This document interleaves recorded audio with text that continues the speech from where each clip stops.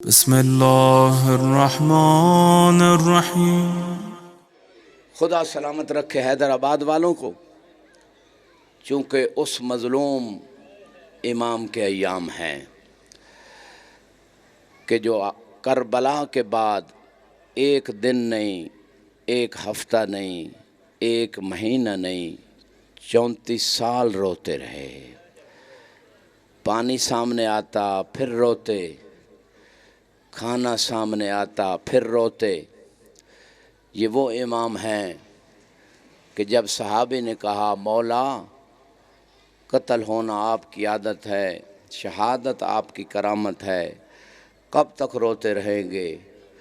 کہا تو نے سچ فرمایا، لیکن اتنا بتا، عاشور سے پہلے کسی علی کی بیٹی کو کوفہ و شام کے بازار میں قیدی ہو کے جانا بھی ہماری عادت ہے۔ امام فرماتے ہیں ما نظرت الی عماتی و اخواتی الا ذکرت فرارہن من خیمۃ الی خیمہ۔ اے میرے صحابی، میں جب بھی اپنی پھوپھیوں کو دیکھتا ہوں، اپنی بہنوں کو دیکھتا ہوں، مجھے عصر عاشور یاد آ جاتی ہے کہ جب میری پھوپھیاں ایک خیمے سے دوسرے خیمے، پرانے عزادار بیٹھے ہو، دوسرے سے تیسرے خیمے، جب ایک خیمے کو آگ لگتی، بیویاں پردہ بچانے کے لیے دوسرے خیمے میں چلی جاتی۔ میری ماؤں بہنوں بیٹیوں، اس پردے پہ بڑا خرچ ہوا ہے علی کی بیٹیوں کا، اس پردے کی بڑی قیمت ہے۔ جب جناب سکینہ بے ہوش ہو کے خیمے کے اندر پڑی تھی، جب ظالموں نے چادریں اتار لی، سروں میں نیزے مارے، جب جناب سکینہ جیسی چھوٹی بچی کو ہوش آیا تو دیکھا پھوپھی اماں کی گود میں سر ہے۔ ایک ہی سوال کیا، پھوپھی اماں میری چادر کہاں ہے؟ اتنا قیمتی ہے پردہ حسین کی بیٹی کی نگاہ میں عزادارو۔ جناب ام المصائب نے کہا بیٹی چادر تو میرے سر پہ بھی نہیں ہے۔ یہ حسین کی بیٹی اس وقت خیمے سے باہر آئی جب کرتے کو آگ لگ گئی۔ کتنا خیال تھا پردے کا جو رونے آئے ہو، صحرا میں دوڑتی بھی جا رہی ہیں اور بابا بابا کہتی جا رہی ہیں کہ اتنے میں کٹے ہوئے گلے سے آواز آئی بنیا الیہ الیہ، بیٹی ادھر آ، تیرا سر کٹا بابا یہاں پڑا ہے۔ عزادارو یہ وہی زین العابدین ہیں کہ جب عصر عاشور کو امام حسین نے غربت کا استغاثہ بلند کیا تو بیماری بستر سے اٹھ کے سید سجاد نے ایک ہاتھ میں عصا لیا، دوسرے ہاتھ میں تلوار لی، خیمے سے باہر آئے۔ مولا حسین نے دیکھا کہ سجاد آ رہے ہیں، کہا بہن زینب سجاد کو روکو، کہیں آل محمد کی نسل سے زمین خالی نہ ہو جائے۔ اجرکم اللہ، بڑے حوصلے سے سنتے آنا۔ عزادارو جب 11 محرم کو قافلہ روانہ ہوا، سید سجاد کے چند چیدہ مصائب عرض کرنے جا رہا ہوں، ورنہ سجاد کے مصائب یا امام زمانہ بیان کریں یا ام المصائب بیان کریں۔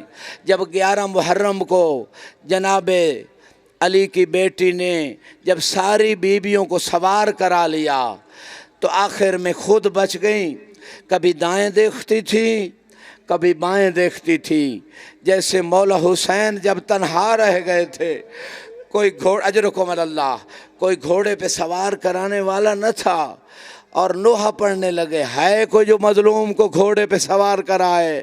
تو بہن نے کہا تھا کیا ہوا بھیا جو عباس نہ رہے؟ بہن حاضر ہے، لیکن میری اپنی قسمت جو بھائی کو موت کی سواری پہ سوار کرا رہی ہو۔ اجرکم اللہ، یہی حالت جناب زینب کی ہے، کوئی سوار کرانے والا نہیں ہے، کبھی دائیں دیکھتی ہیں کبھی بائیں دیکھتی ہیں۔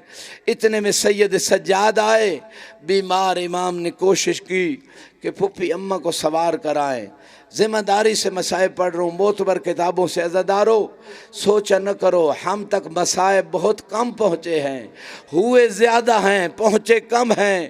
سید سجاد جب پھوپھی اماں کو سوار کرانے لگتے، زمین کربلا پہ گر جاتے تھے۔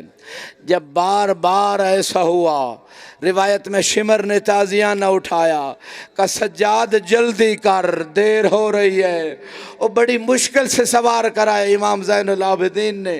جب اجرکم اللہ، جب مقتل گاہ میں قافلہ پہنچا، بیویوں نے دیکھا کہیں علی اکبر کا لاشا پڑا ہے، کہیں قاسم کا لاشا، اجرکم اللہ، کہیں قاسم کا لاشا پڑا ہے، کہیں عباس کے بازو، کہیں مولا حسین کا لاشا۔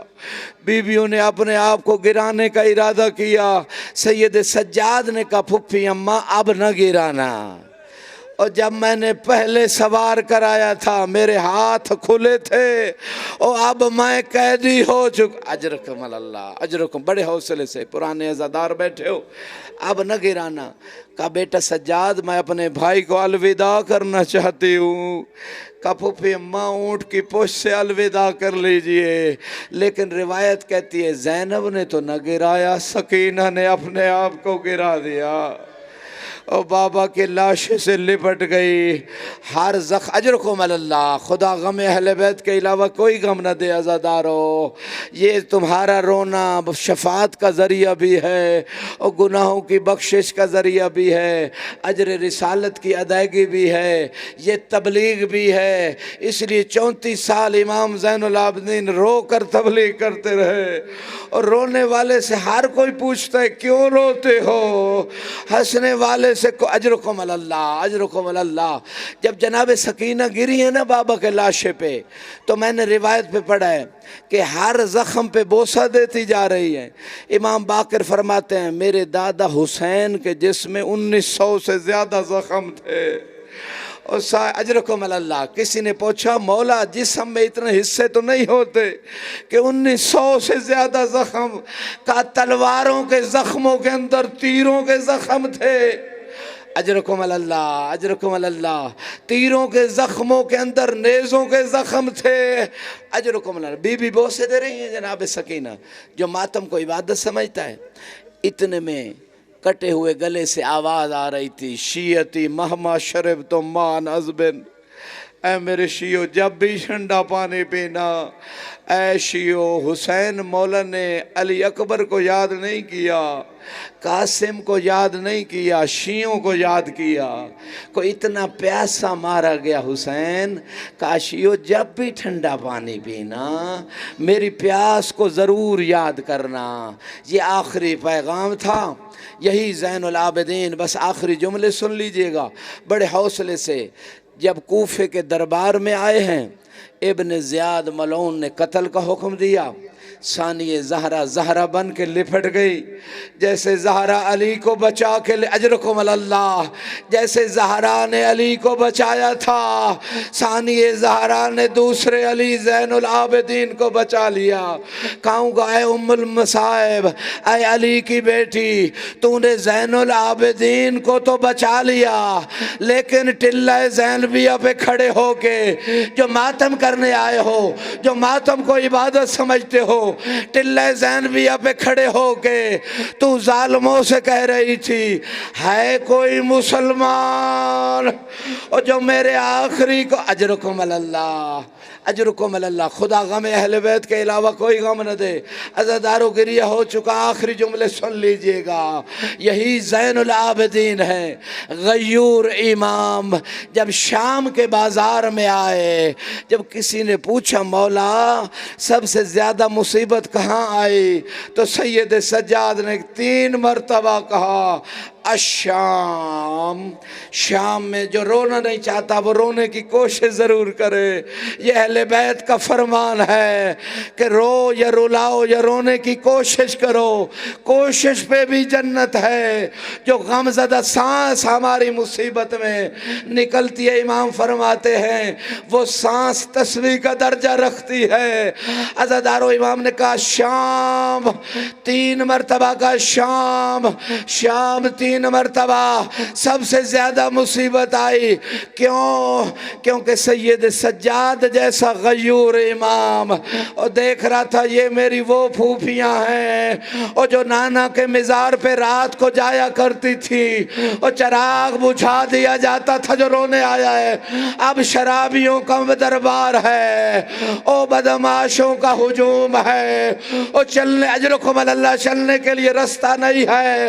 اور سید سجاد نے ایک دعا کی، اور پروردگار اور آج سے پہلے اور سجاد مر گیا ہوتا اور پھوپھیوں کو شام کے بازار میں اور ننگے سر نہ دیکھتا۔ الا لعنت اللہ علی قوم الظالمین۔